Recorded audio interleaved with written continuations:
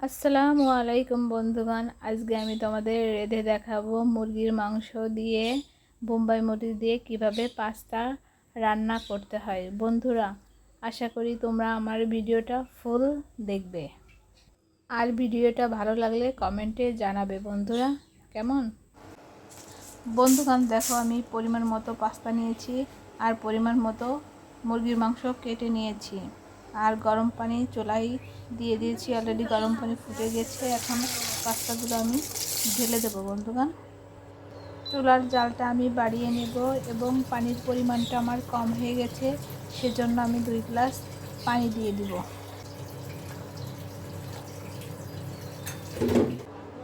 বন্ধুরা, কিছুক্ষণ জাল হতে না হতে আমার পানিটা গরম হয়ে গেছে। একটু আমি নাড়াচাড়া করে নেব যাতে আমার পাত্রের নিচেই লেগে না যায়। প্রায় সিদ্ধ হয়ে গেছে, এখন একটা আমি পাত্রে ঢেলে নেব, পানিগুলো ছেঁকে নেব। এই দেখো বন্ধুরা, আমি পাস্তার পানিগুলো ছেঁকে নিলাম। বন্ধুরা, আমি চুলাতে একটা প্যান বসিয়েছি, প্যানটা আমার গরম হয়ে গিয়েছে। এখন আমি পরিমাণ মতো তেল দিয়ে দিব। বন্ধুরা, তেলটা আমার গরম হয়ে গেছে, এখন আমি পরিমাণ মতো পেঁয়াজ দিয়ে দিব পাস্তা রান্নার জন্য। পেঁয়াজ কুচিগুলো আমি ভালোভাবে ভেজে একটু বাদামি কালার করে নেব। কিছুক্ষণ পর এই মাংসর টুকরোগুলো, পেঁয়াজগুলো বাদামি কালার হয়ে গেলে পেঁয়াজের ভিতর দিয়ে তারপরে ভালো করে ভেজে নেব মাংসর টুকরোগুলো। জানো বন্ধুরা, মাংসগুলো আমি কিন্তু একটু বাদামি কালার করে ভেজে নেব যাতে মাংসটা খেতে ভালো লাগে। আর একটু টেস্টি সল্ট দিয়ে দিচ্ছি আমি মাংসের ভিতরে, যাতে স্বাদটা আমার বাড়ায়। মাংসটা ভাজা ভাজা হয়ে গেছে, এর জন্য আমি একটু পরিমাণ মতো হলুদ দিয়ে দিব আর পরিমাণ মতো শুকনো মরিচের গুঁড়া দিয়ে দিব। যে যেমন ঝাল খায় সে তেমন দিবে। হলুদ মরিচের গুঁড়া দিয়ে মাংস টুকরাকে আমি ভালো করে ভেজে নেব, একদম ভাজা ভাজা করে নেব যাতে খেতে দারুণ লাগে আর এর ঘ্রাণটা অনেক সুন্দর আসে। বন্ধুরা, আমি কিন্তু অফলাইনে আদা বাটা, রসুন বাটা এগুলো দিয়ে দিয়েছি, জিরের গুঁড়ি, গরম মশলার গুঁড়ি, এগুলো সব কিছু দিয়ে দিয়েছি অফলাইনে।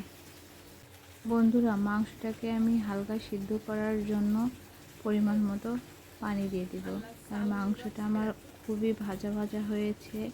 এখন বেশি পানি দেব না, সামান্য পানি দেব, দিয়ে মাংসটাকে ভালো করে কষিয়ে নেব।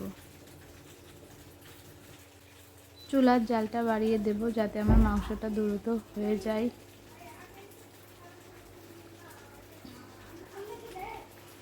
একটু সস দিয়ে দিব মাংসটার স্বাদ বাড়ানোর জন্য।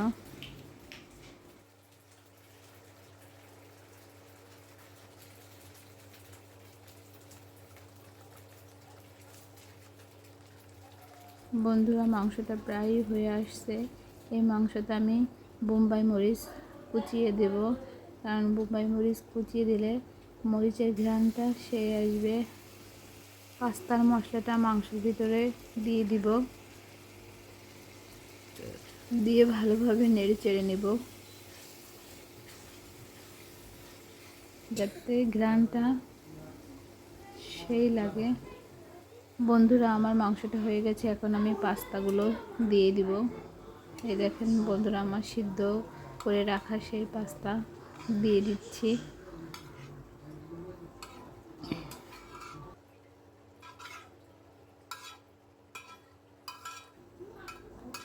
এখন আমি পাস্তাটা আর মাংসটা ভালোভাবে নিয়ে নিব, জালটা বাড়িয়ে।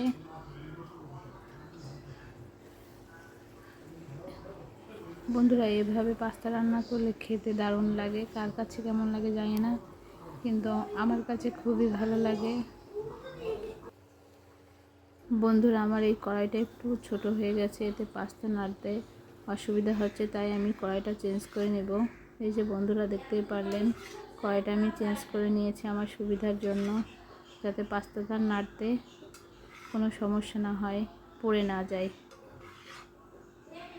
পাত্র অনুযায়ী আমি পাস্তা বেশি রান্না করে ফেলেছি, এই জন্য কড়াইটা চেঞ্জ করা লাগলো বন্ধুরা।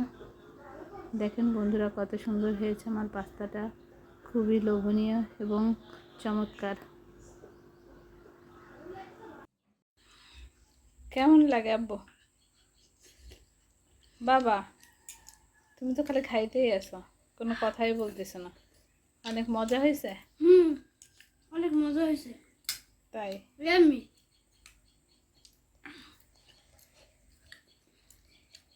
বোম্বাই মরিচ দিছি এই জন্য একটু ঝাল লাগে। তাও মজা হয়েছে। তাও মজা হয়েছে, যে ঘ্রাণ আসে এই জন্য। এদিক তাকাও।